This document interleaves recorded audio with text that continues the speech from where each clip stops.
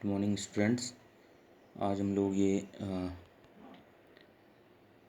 Chapter 8 science का जो cell वाला चैप्टर चल रहा था हमारा, उसके हमने 7th तक का क्वेश्चन आंसर कर लिए थे। आज हमें 8th वाला क्वेश्चन देखेंगे और उसे करेंगे। तो जैसा कि आप देख पा रहे हैं, इसमें क्वेश्चन है, cells are the basic structural units of living organism. जो कोशिकाएँ हैं वो जीवधारियों के शरीर की, यानी जो सजीव हैं उनके शरीर की मूलभूत संरचनात्मक इकाई हैं, समझाइए। तो आंसर है, both bricks in a building and cells in living organism are basic structural units. दोनों ही मतलब जो ईंटें यूज़ होती हैं इमारत में और किसी भी जीव की शरीर की जो कोशिकाएं हैं, ये दोनों आर बेसिक स्ट्रक्चरल यूनिट्स, दोनों ही जो है मूलभूत संरचनात्मक इकाई हैं। As bricks assemble to make a building, जैसे कि ईंटों को जोड़ करके एक बिल्डिंग का निर्माण किया जाता है। Cells assemble to make the body of every organism, वैसे ही जो सेल्स हैं, कोशिकाएं हैं, वो जो हैं असेंबल होके, यानी कि जुड़ करके एक मनुष्य के शरीर, एक जीव के शरीर का निर्माण करती हैं। A group of cells form a tissue which perform a specific function. जो कोशिकाओं का समूह होता है वो ऊतकों का निर्माण करता है, जो एक विशेष कार्य करता है। A group of tissue forms an organ, और जो ऊतकों का ग्रुप होता है वो एक ऑर्गन यानी कि अंग का निर्माण करता है। And in the same way a group of organs form an organism, और इसी प्रकार जो है विभिन्न अंग मिल करके एक जीव का जो है निर्माण करते हैं। ठीक है। So the cells are basic structural units of living organism. अतः जो कोशिकाएं हैं वो सजीवों के शरीर की मूलभूत संरचनात्मक इकाई कहलाती हैं या हैं। ठीक। अब क्वेश्चन 9th है, explain why chloroplast are found in plant cell. समझाइए कि जो क्लोरोप्लास्ट है, हरित लवक है, वो केवल पादप कोशिका में ही क्यों पाया जाता है। आंसर है, because chloroplast contain chlorophyll which is essential for photosynthesis. क्योंकि जो हरित लवक है उसमें क्लोरोफिल, यानी जो क्लोरोप्लास्ट है उसमें क्लोरोफिल पाया जाता है, जो प्रकाश संश्लेषण की क्रिया के लिए बहुत ही आवश्यक है। इसलिए जो है क्लोरोप्लास्ट सिर्फ प्लांट सेल में पाया जाता है, एनिमल सेल में इसका कोई कार्य नहीं होता, तो इसमें ये नहीं पाया जाता।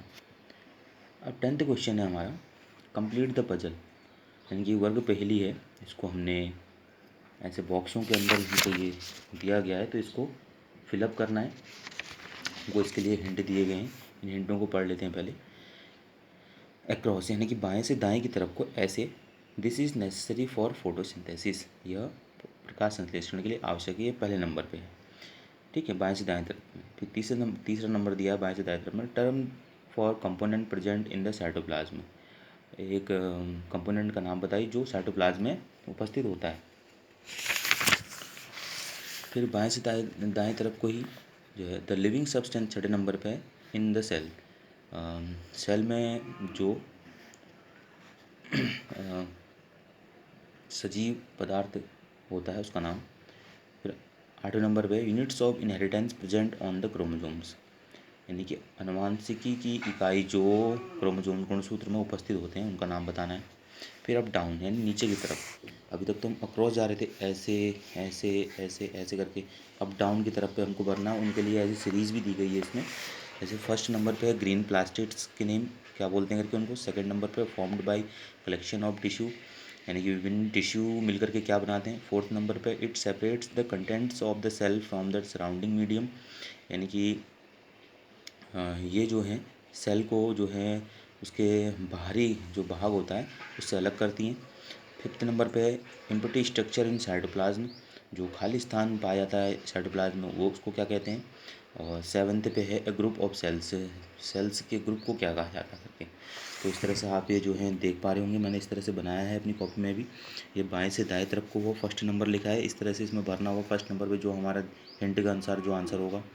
ठीक है, जैसे तीसरे नंबर पे ये दिया है, छठे पे ऐसे दे रखा है। ठीक है, और डाउन में ऐसे भरना पड़ता है। तो मैंने फिल ऐसे कि कौन से आंसर लिखे हुए हैं, इनको आप देख सकते हैं। जैसे फर्स्ट नंबर पे क्लोरोफिल। ठीक है ना, तो हमसे पूछा गया था कि this is necessary for photosynthesis, तो क्लोरोफिल फर्स्ट नंबर पर बाएं से दाएं तरफ भरना है अक्रॉस में।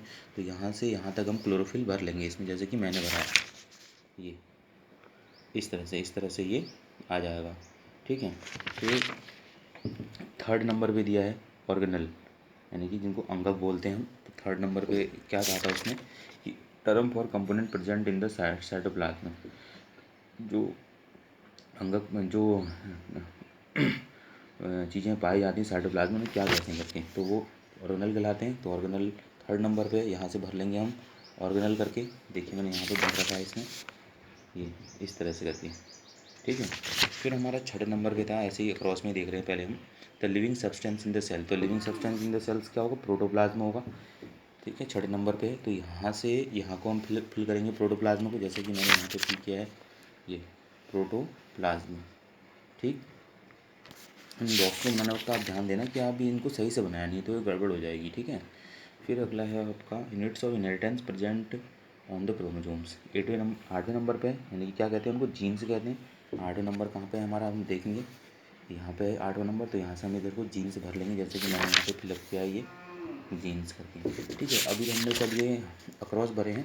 अब हम डाउन की तरफ आते हैं। फर्स्ट नंबर पे है क्लोरोप्लास्ट, डाउन की तरफ, यानी कि ऊपर से नीचे की तरफ। हम ऐसे जब वो देख पा रहे हैं ग्रीन प्लास्टिक्स को हम क्या कहते हैं, क्लोरोप्लास्ट कहते हैं। तो क्लोरोप्लास्ट ऐसे नीचे को हम भर लेंगे, जैसा कि मैंने यहाँ पे ये फिलअप किया है, देख सकते हैं आप क्लोरोप्लास्ट करके। ठीक है, फिर दूसरा सेकंड नंबर पे है formed by collection of tissue, यानी कि ऊतकों के समूह को क्या कहा जाता है, तो क्या कहा जाता है, ऑर्गन कहा जाता है उसको। सेकंड नंबर पे है, सेकंड नंबर आप देख पा रहे होंगे हमारा यहाँ पर है ये। यहाँ से नीचे को हम ऑर्गन भर लेंगे, जैसा कि मैंने यहाँ पे भरा हुआ है ORGAN करके। ठीक है, फिर अगला है हमारा fourth number, it separate the contents of the cell from the surrounding medium. ठीक है, तो उसको हम क्या बोलते हैं, मेम्ब्रेन, यानी कि सेल मेम्ब्रेन भी कह सकते हैं, तो खाली मेम्ब्रेन भी कहेंगे। ठीक है, तो ये हमारा चौथे नंबर पे है, ऊपर से नीचे की तरफ। ये यहाँ से हम भर लेंगे इसको इस तरह से, मेम्ब्रेन, यहाँ जैसे मैंने फिलअप किया है ये MEMBRANE करके। फिर आया हमारा अगला एम्पटी स्ट्रक्चर इन साइटोप्लाज्म, तो उसको मैंने बताया था आप क्या बोलते हैं, वैक्यूल बोलते हैं। ठीक है, और ये हमारा पाँचवें नंबर पे है। हम देखेंगे पाँचवें नंबर यहाँ से स्टार्ट है हमारा नीचे को ही, तो यहाँ से हम इसको इस तरह से फिलअप कर लेंगे वैक्यूल करके, VACUOLE। फिर हमारा लास्ट एक और बच गया, ग्रुप ऑफ सेल्स, कोशिकाओं के समूह को क्या कहते हैं, तो सातवें नंबर पे क्या है, ये टिश्यू है, ऊतक कहते हैं हम कोशिकाओं के समूह को। तो टिश्यू हमारा सातवें नंबर कहाँ पे है, यहाँ से स्टार्ट है। तो यहाँ से हम नीचे को ऐसे फिलअप कर लेंगे TISSUE। तो इस तरह से जो है हम इसको पहले अच्छी तरह इनको पहले पूरा नोट करेंगे यहाँ से कंप्लीट तो पचल करके, फिर इसके हिंट्स लिखेंगे ऐसे ही जैसे मैंने लिखे हैं। फिर इसके बाद इसका ये जो खाली बॉक्सेस वाला है उसको ऐसे ही बनाएंगे। फिर इसका आंसर लिख लिया अक्रॉस और डाउन की तरफ पे इस तरह से, फिर इनको दोबारा से इस तरह से फिलअप कर लिया। ठीक है, तो इस तरह से जो है ये चैप्टर कंप्लीट हो गया आज।